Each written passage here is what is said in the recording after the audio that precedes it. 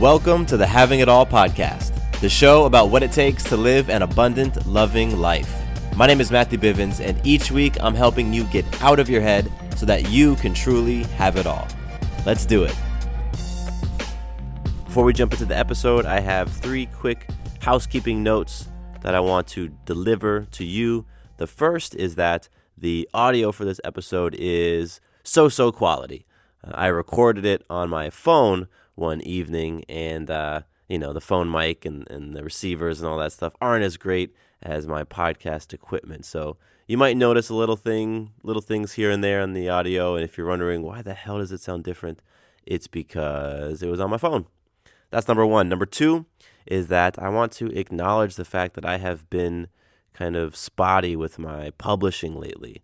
I typically aim to publish in the middle of the week, and in the past probably 3 episodes, that keeps getting pushed further and further back. And I really have no excuse. I have not managed my time super well, and so I want to own up to it and let you know that I expect better for myself and you folks who've been listening to the show consistently. And I know you're out there because you've been emailing me. For you all, I want to make sure that I'm doing my part and dropping episodes in the middle of the week, like I said I would be. And so I want to own up to that, and I'm actually going to publish 3 episodes right now. So if you're listening to this one, you should have 2 more right behind it, so you can get a whole chunk of episodes at once and sort of make up for the ones that I have missed. And I will be getting back to my more consistent publishing weekly, middle of the week, and that's going to be happening immediately. The third and final thing before we jump into the episode is that I had ambitions for adding some segments to the show and really varying up the production a little bit, and that just has not been working out for me. The time commitment for the move segment of the show has been significant to the point that I'm going to be dropping that segment. And essentially, if you're new to this show, I had 2 different segments for each, actually 3 different segments on each episode. I had the meat of what I was talking about. I had a segment called Move, which was an action item, a takeaway that you could just walk away from and put the lesson from the episode into practice. And I had some gratitude. So what I'm going to do is I'm just going to fold all of that into one. There's not going to be separate music in between each of them. And, I was inspired by Casey Neistat and his daily video blog. And, the dude's production was on point. And I thought, I want to do that same thing. And I don't know how many episodes I did where I had the different segments and the different music. But it took a significant amount of time to hunt down tracks and put all that together. And, it's time away from my other pursuits and hanging out with baby Maya. So I decided to make it easier on myself and just fold everything into one. You still will hear action items. I'm still going to give you all takeaways, and I'm still going to share gratitude. There just won't be the music break in between, and it'll just be one smooth, continuous episode. So with that, let's jump into today's episode about being aware of your thoughts because they have impact on your output. Let's get into it.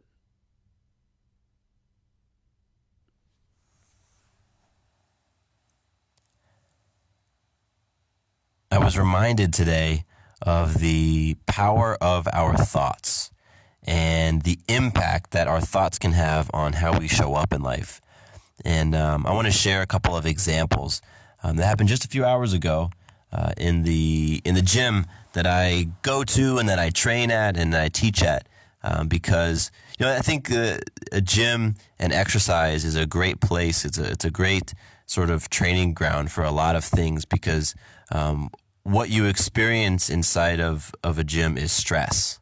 It's physical stress, right? Like your trainer hands you a weight or you're attempting an exercise and you're putting physical stress on your body. And one of the things that I have come to experience and witness, experience in myself and witness in others, is that the way you handle physical stress is very, very, very similar to the way that you're going to handle emotional stress or relationship stress or any other type of stress outside of a gym environment.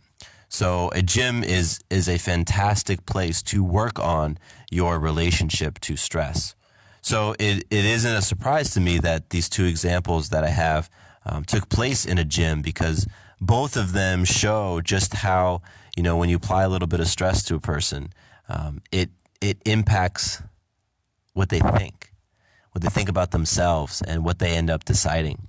So this first example was there's a fitness assessment that I take at my gym. We take it every 90 days, and it's called the game day, and it goes through 4 quarters. The first quarter is all about your body composition. Your second quarter is all about strength. Third quarter is about cardio, and the fourth quarter is about flexibility.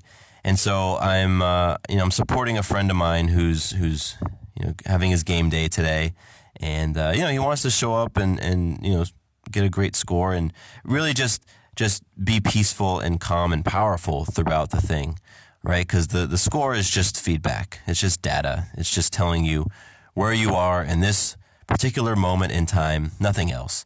But really, what everybody ultimately wants is to have a peaceful and powerful experience.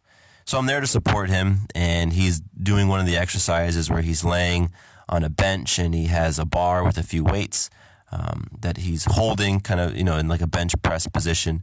And what he has to do is hold the weight with his arms fully extended for 5 seconds, and then hold the weight down closer to his chest for 10 seconds. And so I'm sitting there and I'm watching him, and I'm just supporting him. I'm loving on him. I'm affirming him, and I'm experiencing him as he's flowing. And he's flowing great, right? Like, I can see he's peaceful. There's no strain in his face.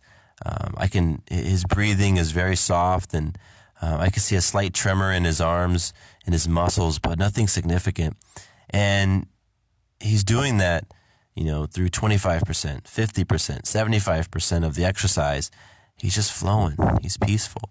And, the trainer who's conducting the game day is giving him cues. He's saying up, and then he's holding for a few seconds, and then down, and he's holding for 10 seconds, and up. And so the trainer is just, counting off the time, and my friend's flowing. And then I noticed, the trainer kind of stepped away for a quick minute to hand something else to another client. And I could see this sort of shift in my friend. I could see that, he was now focusing on what the trainer was doing, focusing on whether or not the time was being counted off correctly, focusing on when he was going to be able to rest. And he took his attention away from the exercise. He took his attention away from his breathing and away from the task at hand. And I could see those thoughts as run across his eyes. I could see the fear start to creep up in him, as all these things are running through his mind. And it was fascinating to me how literally in 2 seconds, he went from being peaceful and calm and powerful to dropping the weight. I mean, it was so fast. It was so fast. As soon as the trainer turned his attention to hand something else to another client, my friend looked up. I saw the panic and fear go in his eyes, and he quit. And I was like, wow, I high-fived him and said he was powerful and amazing for what the flow that he was able to capture in that moment.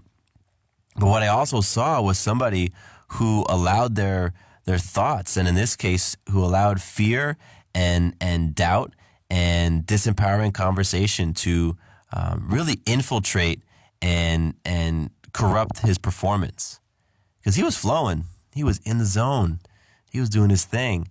And, he was in a very loving, peaceful space. And I can tell, because that's what was written across his face, that's how he was showing up. That's what his breathing was communicating. And that's what I was seeing in the power that he had as he was flowing through his exercise.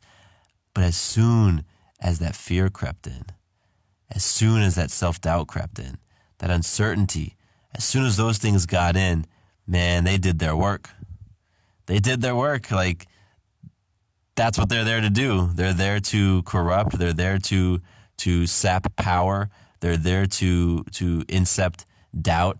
And once those things get in, if you allow them to take hold, then what my friend experienced is exactly what happens.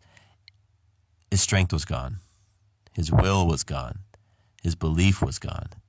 And he dropped the weight.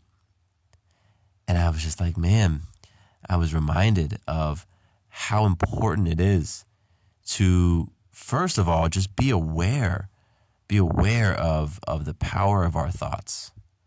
Be aware of the impact that our thoughts have on how we show up in life, in all areas, not just physically, not just when you're, pushing weight around, but in all areas. If you think you're a shitty parent, you're going to show up that way. If you think you're an amazing friend, you're going to show up that way. And it's not personal, it's just the energy of those thoughts. And so that was the first example that happened early this morning. And then hours later, when I was teaching the fitness class that I teach every Tuesday evening, I was presented with another example. A friend of mine, she had a challenging conversation with her mom before coming into the play camp. That's the name of the fitness class I teach. It's called play camp. Here it is again, intentionally shifting the words from boot camp to play camp, because as we get older in life, we forget about this idea of play.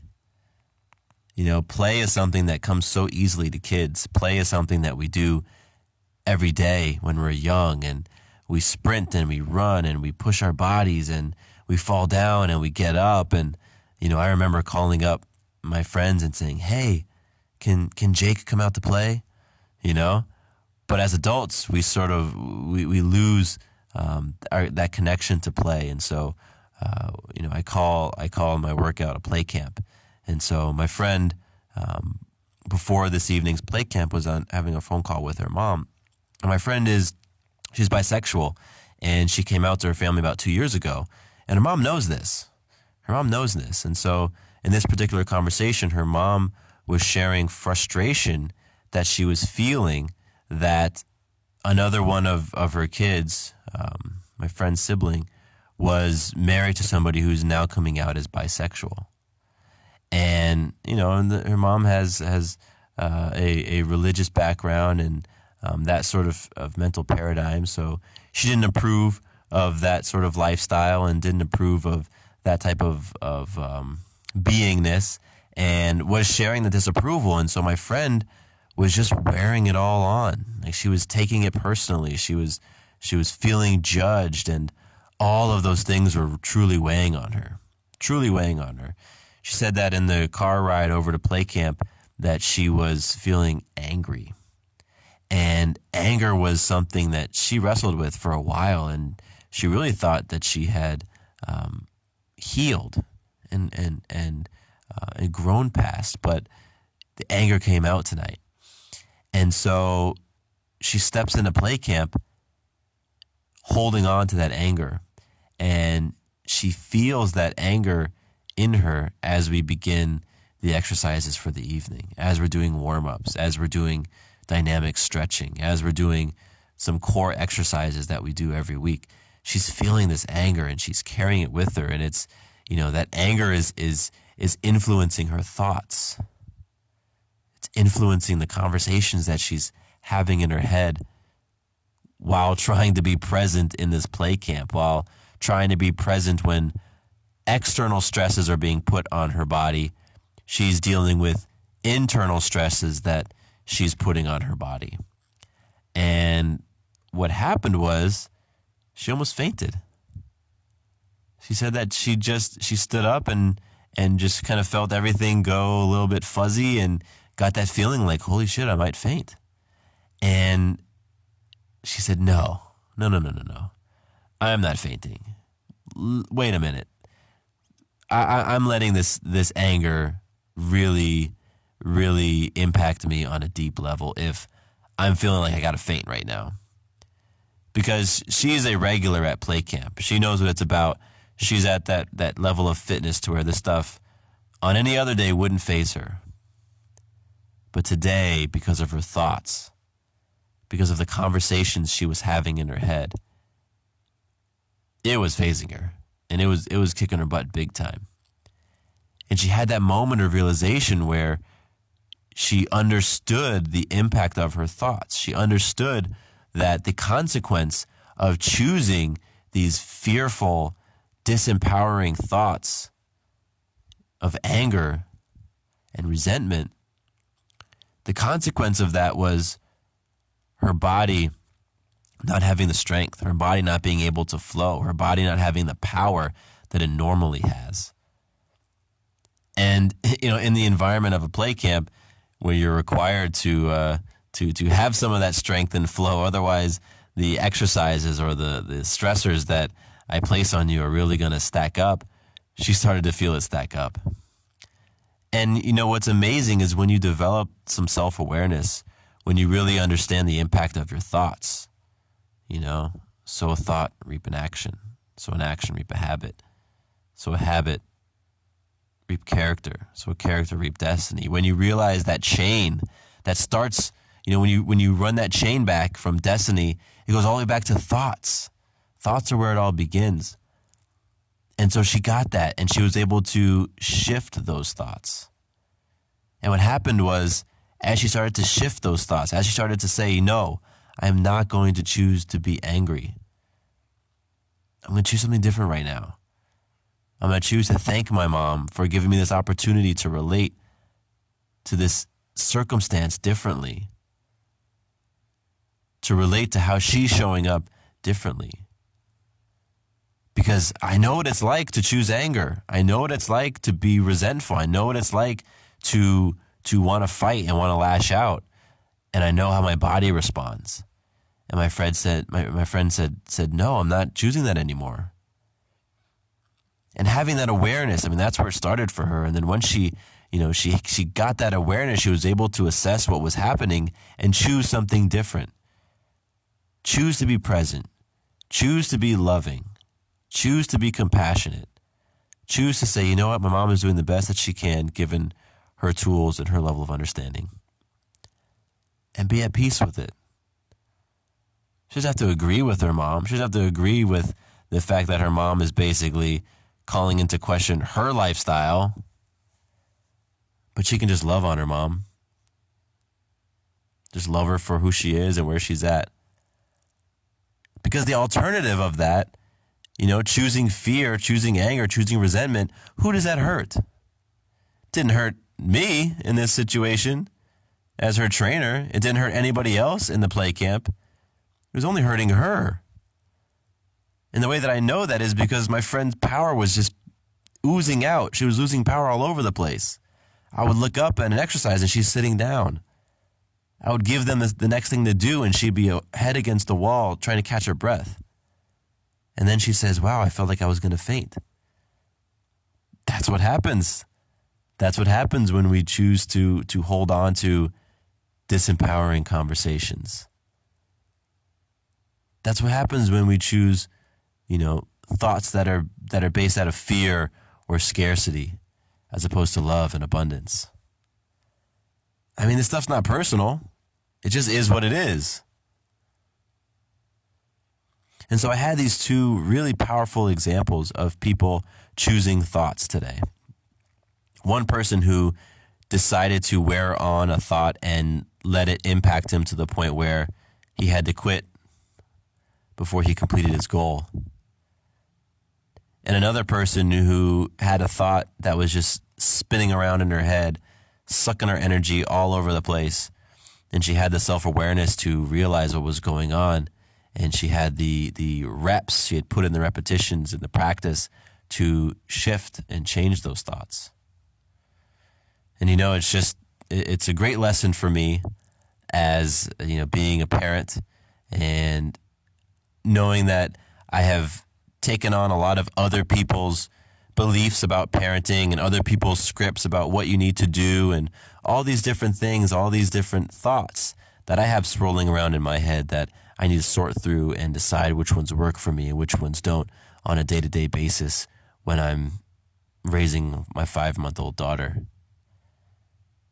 And for you listening right now, I can imagine when you turn off this episode, when you unplug your headphones, you're going to be presented with life circumstances that are going to throw shit your way.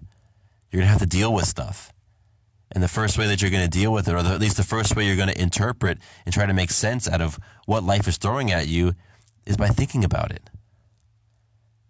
It might be reactive type of thought. It might be, subconscious thinking, but it's going to start as thoughts. So just be more aware.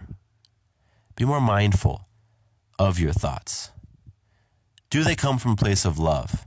Do they come from a place of compassion, a place of kindness, a place of abundance, a place of possibility, a place of flexibility? Or do your thoughts come from a place of rigidity, of judgment, of fear, of scarcity? Because I guarantee you that the former is going to create a much more pleasant experience in your body, in your beingness. And if you want to challenge me on it, cool. Or if you don't believe me, that's totally fine.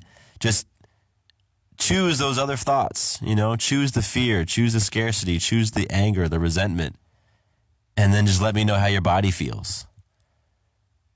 And the reason why I can say that is because I do that shit constantly. It's something that I have to work on all the time.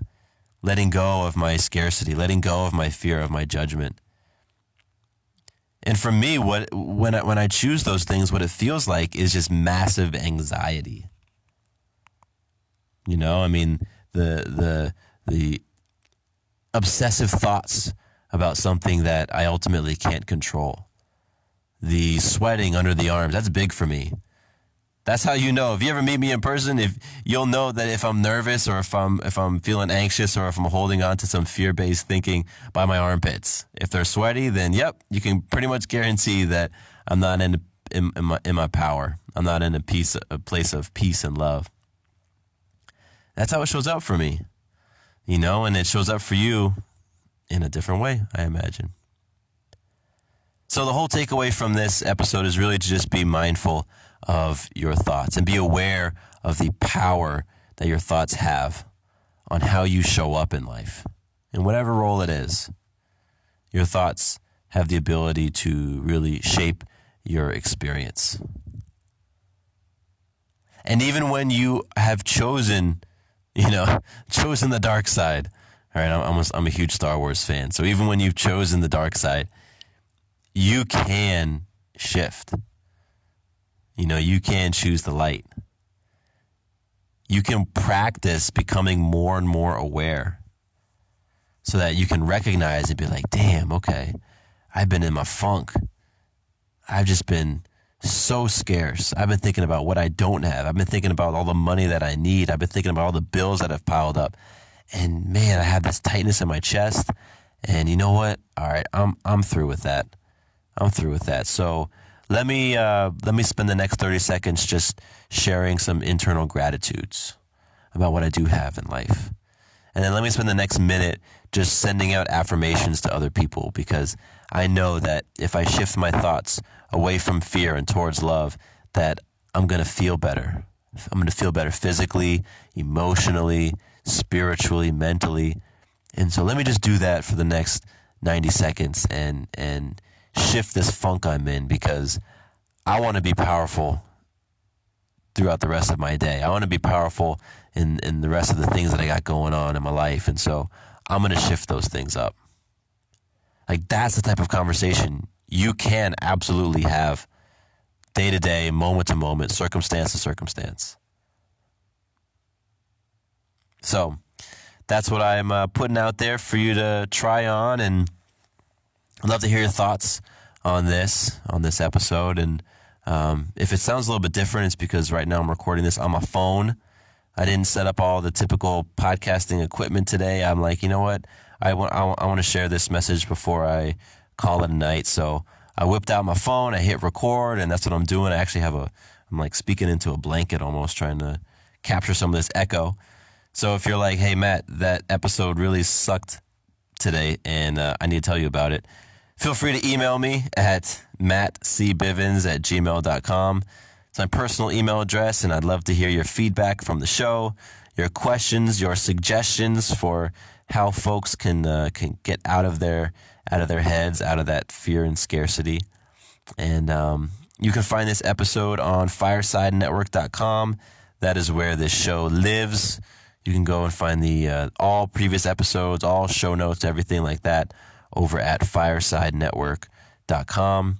And I think I mentioned this before, but I have a new website up. It's matthewbivens.com, and you can go check that out and see what I've been up to and see some of the different projects I've been working on. I have a lot of stuff going on right now. So, I don't know, maybe it interests you. Whatever. You get a chance to get to know me a little bit better.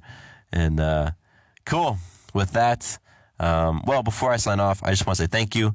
Thank you for listening. Thank you for coming back week after week and just allowing me to get into your eardrums a little bit. I appreciate that. And I appreciate you. So with that, my name is Matthew Bivens, and here is to you having it all.